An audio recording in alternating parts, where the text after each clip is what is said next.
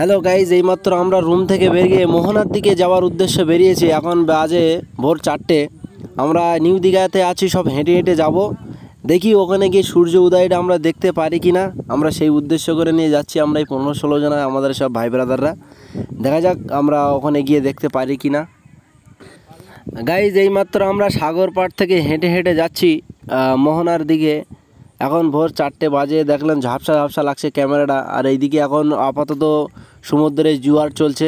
আমাদের ভাইরা জিজ্ঞেস করছে, ভাই জোয়ার না কি? আমি হ্যাঁ জোয়ার, ওই জন্য হাওয়াটা ওরকম লাগছে। আমরা যাচ্ছি, একটু জোরে জোরে যাওয়ার চেষ্টা করছি, না তো গিয়ে হয়তো সূর্য ওটা দেখতে পাবো না।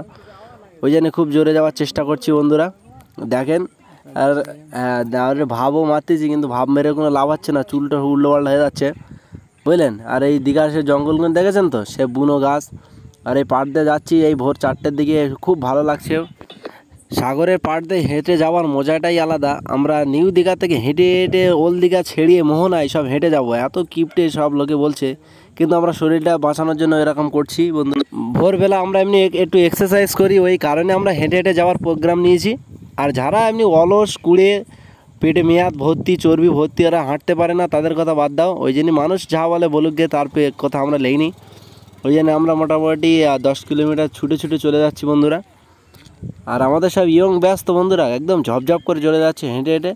কিন্তু খুব চেষ্টা করেছি, দেখা যাক লাস্ট পর্যন্ত কি আমরা দেখতে পাই কি না। এই আমার ভাই ব্রাদাররা সব পিছনে হেঁটে হেঁটে আসছে, বুঝছেন। আর আমি ক্যামেরা করছি। আমরা অলরেডি ওল্ড দীঘায় চলে এসেছি, নিউ দীঘা ছেড়িয়ে ওল্ড দীঘায় চলে এসেছি। এখন মোটামুটি 4:15 বাজে। আমরা খুব স্পিডে আসছি বন্ধুরা। আপনারা মনে করছেন যে আস্তে আস্তে আসছি, না, আমরা খুব স্পিডে যাচ্ছি। তার মানে সূর্য উদয়টা দেখার জন্য। সবাই বলে মোহনায় থেকে যে সূর্য উদয় হয়, খুব সুন্দর লাগে, যেন সাগরের ভেতর থেকে আসছে সূর্যরা উঠছে। ওই জন্য আমরা চেষ্টা করেছি খুব স্পিড যাওয়ার জন্য। লাস্ট পর্যন্ত গিয়ে দেখা যাবে কি, আশা করা যায়, দেখি চেষ্টা করব। আর ওল্ড দীঘাটা দেখেছেন, ঠিক আগের মতনই আছে। এইমাত্র আমরা ওল্ড দীঘা ছেড়ে যাচ্ছি। সেই ওল্ড দীঘার সামনে একটা পার্কে আছে, মোটামুটি খাদ্য বেকারা এখন ভয়েস দিচ্ছি, দেখতে নি। মোটামুটি দেখেন, ঘুরে দেখেন। আর সমুদ্র পুরো উত্তাল হয়ে আছে, মোটামুটি বিশাল ব্যাপার। আর আমাদের সামনে সব ছেলেপিলে যাচ্ছে, আরও আমার 2-3টে ভাইয়ের আছে, জগিং করতে করতে আগে আগে চলে গেছে। আর আমি ক্যামেরাম্যান মানে আস্তে আস্তে যাচ্ছি। আমার ভাইয়েরাও আছে সামনে। দিয়ে গেছেন, আই লাভ মাই ইন্ডিয়া, না সরি, আই লাভ মাই দীঘা। দীঘা দীঘা আরে আমি ইংলিশের অনার্স তো, ওই জন্য একটু ভুলভাল হচ্ছে। হ্যাঁ, দীঘা মোটামুটি খুব ভালো লাগছে ভোরবেলা হাঁটতে, সত্যি বন্ধুরা। সেই পার্কেগুলো সব ওল্ড দীঘায় আছে, কিন্তু নিউ দীঘায় শুধু কেকড়া কুঁচে ছাড়া আর অন্য কিছু নেই। আর মানুষ সব এখন ওল্ড দীঘাতে নেই, কারণ এখানে সব গা ধুতে দেয় না বা গোসল করতে দেয় না। আর সব নিউ দীঘায় গা ধুতে দিচ্ছে, ওই জন্য সব নিউ দীঘায় রুম করছে। এখানে আর মানুষ নেই, দেখেছেন বন্ধুরা, মাসি ওড়ে না গো। কিন্তু নিউ দীঘায় বিশাল বনবন করছে মাসি, মাসি মানে মানুষ। আর বিশাল ব্যাপার। আমরা চেষ্টা করছি খুব তাড়াতাড়ি যাওয়ার। আর ভোরের বেলা হাঁটার মজাটাই আলাদা, সমুদ্রের হাওয়া খেতে খেতে যাচ্ছি, যেন এমন ভালো লাগছে যে দীঘা থেকে যেন না বাড়ি যাই, খুব ভালো লাগছিল। কিন্তু দোষের মধ্যে টাকা শেষ হয়ে গেছে, বাড়িতে যেতেই হবে, কিছু করার নেই। বন্ধুরা, আপনারা তো দীঘায় গিয়েছেন, কিন্তু কেউ কি এই প্লেসটায় গিয়েছেন? এই প্লেসটায় শুধু মিস্টার রাকিবুল ছাড়া আর কেউ যেতে পারে না।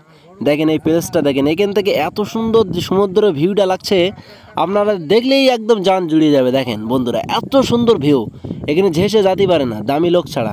আমি যেরকম একটু দামি লোক, ওই জন্য গিয়েছিলাম। তা আপনারাও দেখবেন, আপনারা যাইলেই এই মোহনায় যাওয়ার পথেই ওল্ড দীঘা ছেড়ে এইটা পড়ে, এখানে যাবেন, হেভি ভালো লাগে দেখতে। ওখান থেকে সমুদ্রের ভিউটাও খুব সুন্দর লাগে, হাওয়া খেতে ভালো লাগে, বসার জায়গাটাও মাশাআল্লাহ খুব সুন্দর, কোনো অসুবিধা নাই। আমি ওই জন্য আপনাদেরকে ভিডিও করে দেখালাম যে এই জায়গাটা কত সুন্দর। দেখেন বন্ধুরা, হেভি লাগছে আমাকে, না আমার ভিডিওটি একটু হাত পাত কাঁপছে, বুঝতে পারছেন বন্ধুরা। সকালে একটাই ডিম টোস্ট খেয়েছিলাম, তার থেকে বেশি কিছু খাইনি। আমার ভাই দেবেরাদারা আগে চলে গেছে, ওই জন্য ছুটছি আমি। আমাদের কপাল খারাপ, মোহনায় এসে কিছু দেখতে পাইনি, কিন্তু একটা ভয়ঙ্কর মাছ দেখতে পেয়েছি।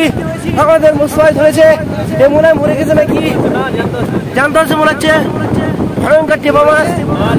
হ্যাঁ বন্ধুরা, কপাল খুব খারাপ, এসে দেখলাম সূর্য আমাদের মাথার উপরে উঠে গেছে।